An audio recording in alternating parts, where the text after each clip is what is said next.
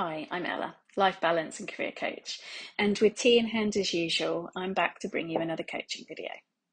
This week, we're diving into one of the most common things that people struggle with, setting boundaries without feeling guilty about it. Let's be honest.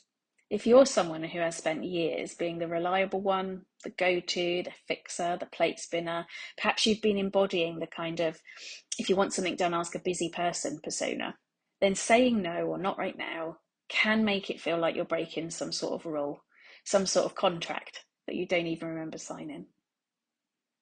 When you're used to putting everyone else first, boundaries can feel really uncomfortable.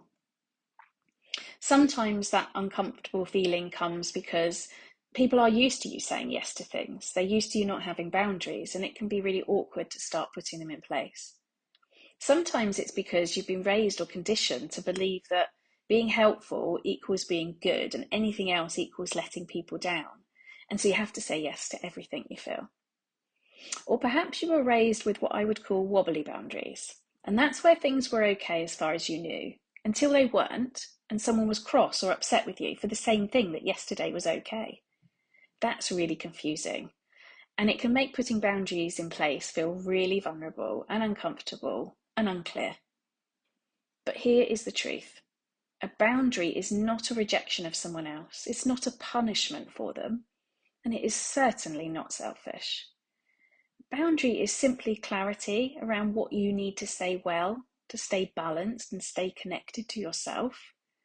It's an act of respect, both for you and for the relationship in question.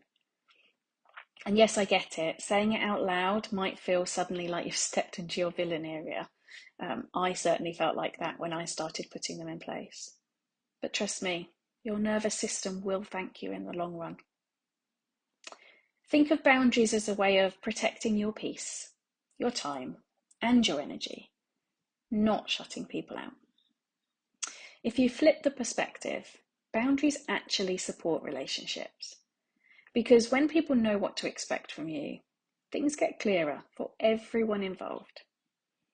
There's less room for resentment or guessing and getting it wrong, less chance of upset or anger.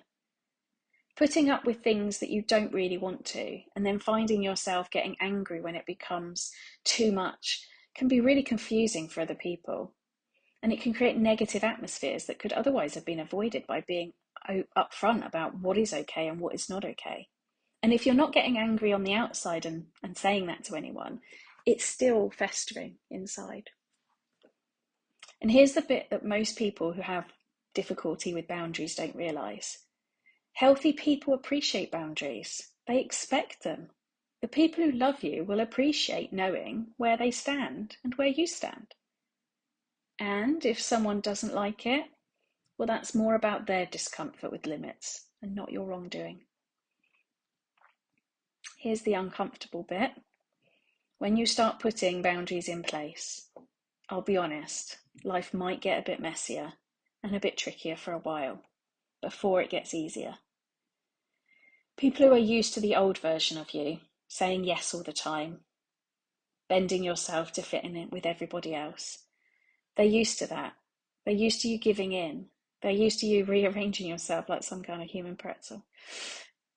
So they might indeed push back because it's unexpected. And it takes a bit of time and consistency for people to get used to this new version of you that has boundaries and is going to stick to them.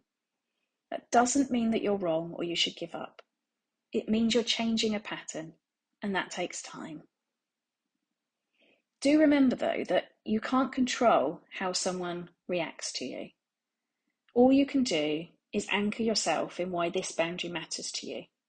And so getting really clear yourself first on what matters can really help. Maybe this boundary you're trying to put in place protects your mental load. Maybe it gives you your evenings back. Maybe it stops you running on empty. Maybe it simply honours who you are now and you've changed and you need to communicate that. Let me give you a few examples of little ways that this can start showing up, because boundaries aren't just about big dramatic moves. They don't have to mean that you suddenly say no to everything.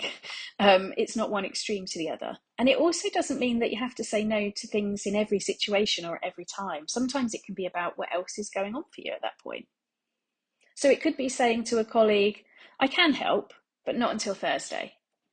Or telling a family member, I'm really happy to chat, I'd look forward to talking, but actually, can we talk before 8 because I don't like to take calls after then. Letting your kids know that this is mum's cup of tea time, and so I'll be with you in 10 minutes.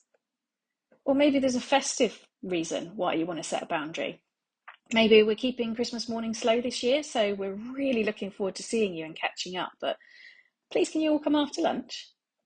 These are just small shifts, but they are really clear on the expectations, and then everyone can learn how to adjust. I want to share with you some journaling prompts and questions that you can ask yourself around this so that before you start communicating, you're really clear about what it is you want, why you want it, and then it will be much easier to communicate to other people. Having clarity around what your boundaries are lets you not only understand them, but understand where you're happy to be flexible, for instance, or where you want to stand firm. And it also helps you remain really calm about how you communicate and kind about communicating, because we're not trying to make things more difficult for everybody here. So ask yourself, what situations make me feel drained, resentful, rushed, or overloaded? Ask, what is the boundary that would protect my peace here in this situation? Number 3, why is this boundary important to the version of me that I'm becoming? And number 4, what would supporting myself look like in practice? And one more question that I really love. If I didn't think I'd start feeling guilty, what would I choose then? That one can be a real game changer. Read what you've written and listen to it. And when you're really ready to voice that boundary, keep it simple. Think clarity, kindness, and consistency. I can't do that today, but I could do it on Friday, or I'm not available for that at the moment, unfortunately. I need some quiet time this evening. Let's look at another date. I won't be able to take that on right now. That's it. No essays, no justifying, no apologies. It's your boundary, and you know why you need to stick to it. So that's your boundary reset for this week. It's difficult at first, but it will get easier. And boundaries are not barriers. They're bridges back to yourself. So whilst it might feel tricky, practice it, keep it up, and you'll find that you begin to feel more confident, find more balance, and feel more like you again. If you try any of the journaling prompts or want any help getting clear on where the boundaries in your life would support you, drop me a comment or come and find me on my socials. I'd love to hear.